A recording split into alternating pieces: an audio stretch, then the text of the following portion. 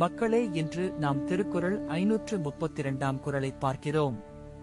இது திருக்குறளின் பொருட்பால் பகுதியில் உள்ள அரசியல் என்னும் இயலில் இடம்பெற்றுள்ள பொச்சாவாமை அதிகாரத்தின் 2வது குறள்.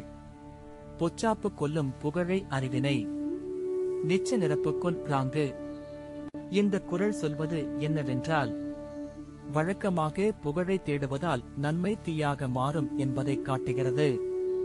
அதற்கு மாறாக அறிவும் நெறியும் கொண்டவர் மட்டும் இப்புகழை உண்மையில் நிரப்பக்கூடும். ஏனெனில் அறிவில்லாமல் புகழ் துல்லியமற்றது. சிலர் இந்நிலையை புறக்கணித்து தவறாக பணிக்கிறார்கள். ஆனால் உண்மையான வெற்றி உள்ளார்ந்த நலத்திலிருந்து வரும். திருவள்ளுவர் எச்சரிக்கிறார் இவ்வாறு: இன்றைய வாழ்க்கையில் இக்குறள் எங்கள் சமூக ஊழல், பொய்யான புகழ் தேடுதலை தடுக்கும். தனிப்பட்ட வளர்ச்சியும் சமூக பொறுப்பும் ஒன்றாய் சேர்ந்து நெறிமுறை பணி செய்ய வேண்டும். அதனால் நம் செயல்கள் நேர்மையானவையாக மாறும்.